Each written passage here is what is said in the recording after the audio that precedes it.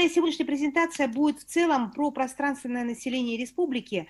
Можно, пожалуйста, следующий слайд? Я вкратце постараюсь рассказать про основные тенденции. В самом деле, когда мы говорим о пространстве, следующий слайд, пожалуйста, мы должны понимать, что мы должны смотреть на перспективу более длинную. Если мы посмотрим на численность населения республики за последние 100 лет, то мы видим, что действительно, как уже говорили предыдущие докладчики, у нас все время в Якутии в сельской местности живет примерно 300 тысяч человек, и это значит, вот можно сделать такой вывод, что вообще вот эти наши 3 миллиона 100 тысяч квадратных километров могут прокормить не более 300 тысяч человек. В то время как численность наша сейчас примерно приближается к 1 миллиону, ну, около 1 миллиона. Вот это такой большой долгосрочный паттерн нашей системы расселения. Якутия, якутский народ жив якутским селом, и я думаю, что в ближайшее время этот паттерн он вряд ли изменится, ввиду, как уже говорила Дарья Викторовна, достаточно устойчивого, нормального, естественного производства населения. Я бы хотела отметить, что когда мы говорим о расселении, необходимо помнить о том, что у нас с 1926 года по 2010 крайне резко изменилась средняя людность в сельских поселениях. То есть если перепись 1926 года показывала, что у нас в среднем на одно поселение приходилось 23,3 человека, то сейчас около 600 человек. Это гораздо выше, чем, скажем, в России. То есть в России было около 120 человек в среднем, за последний век изменилось до 170, не более того. Вообще, в целом и общем, необходимо сказать, что почему у нас произошло такое сжатие. Можно следующий слайд? Почему у нас произошло такое сжатие системы расселения в республике? Прежде всего, это, конечно, поселкование.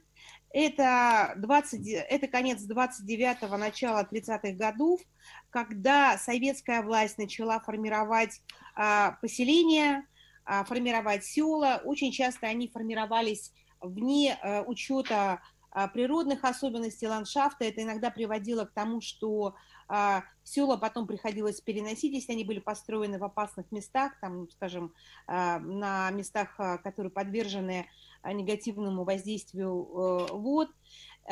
И таким образом, вот иногда это переселение было насильственным, как мы знаем, оно не было добровольным, люди из колхозов уходили на свои традиционные места выпаса скота, но тем не менее, рано или поздно, как показали результаты переписи населения, у нас, конечно, расселенческая модель, она очень сильно изменилась.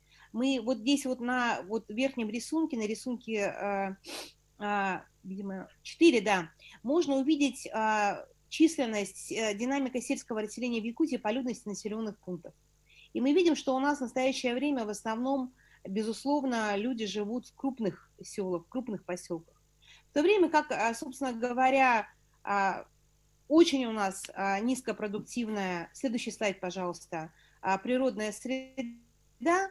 Это значит, что у нас, когда люди сведены, сжатые, сконцентрированы в крупном поселении, это значит, что у них объективно ограничены возможности для ведения сельского хозяйства. Соответственно, усадьбы, фермы – это то, что, в принципе, необходимо для того, чтобы люди продолжали вести свое традиционное сельское хозяйство. Это просто объективные климатические условия.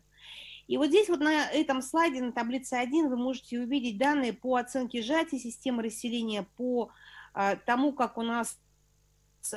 На этом слайде видно, что у нас за 80 лет число поселений сократилось примерно с 11 тысяч до где-то 421. Это поселения, не населенные пункты. Таким образом, самое основное, да, когда мы говорим об этом, да, ну, конечно, вот часть этих поселений там в 1939 году, это были летние поселения, это были зимние поселения, то есть у каждой якутской крупной семьи было 2 дома, у зажиточных 3 дома, то есть они с большими стадами мигрировали из одного дома в другой, третий. Но мы говорим о том, что для нас важно то, что за сжатие системы населения, снижение показателей сельского хозяйства, оно привело к чему? К тому, что у нас доля площади населения, находящейся под антропогенным воздействием, или иначе говоря, под присмотром человека, она за последние 80 лет сократилась с 85, вот по нашим оценкам, до примерно 7%. Это что значит? Это порождает, например, такую неприятную вещь, как лесные пожары. Следующий слайд.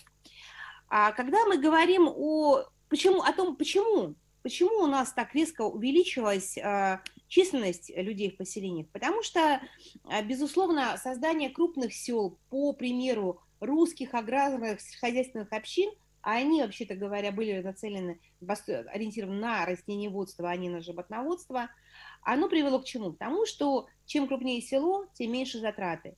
И вот здесь, например, на динамике уже вот нашего современного времени видно, что чем более крупное поселение, тем меньше у нас, соответственно, эмиссии углерода, тем меньше себестоимости тепловой энергии, тем меньше бюджетные затраты и так далее.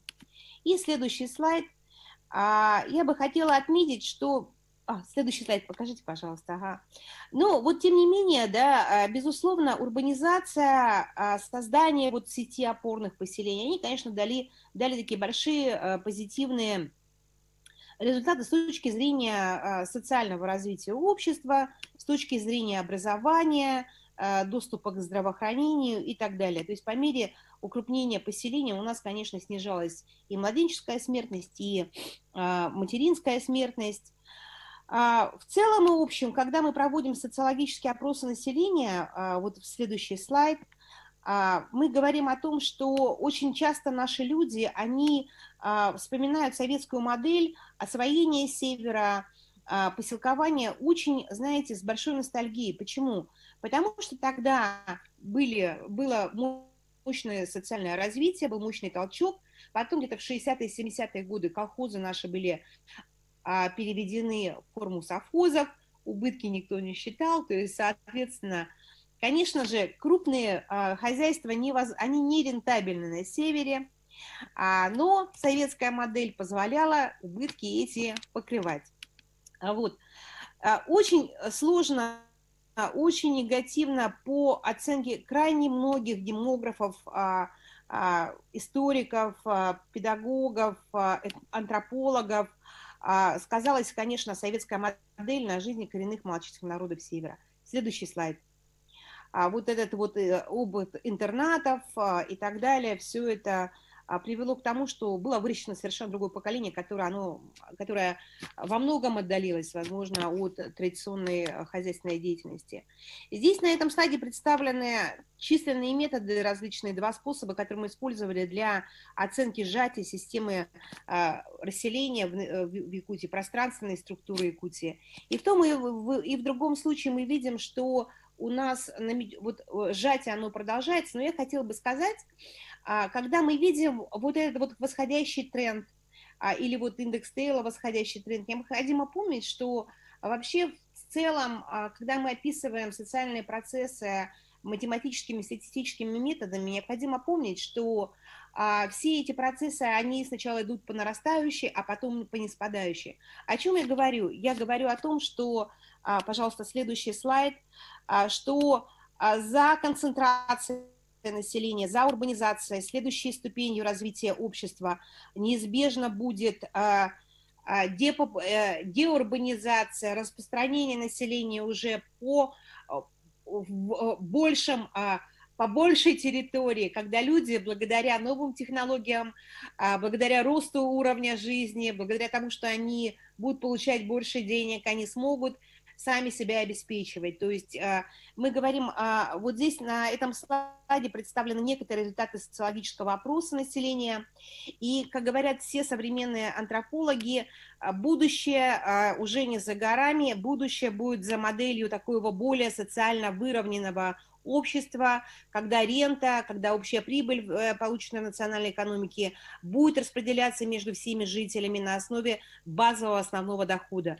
В 2015-2017 годах в рамках гранта РФФИ мы проводили подобные социологические опросы, и вы знаете, 78% были согласны получать небольшие деньги, то есть пенсия для всех, вот это такая социальная идея, и люди могут заниматься чем хотят. То есть они могут работать, то есть эта пенсия, она будет маленькая, но она будет обеспечивать обеспечивать необходимый минимальный базовый уровень, а потом люди могут зарабатывать, используя природные ресурсы и так далее. И вот следующий слайд.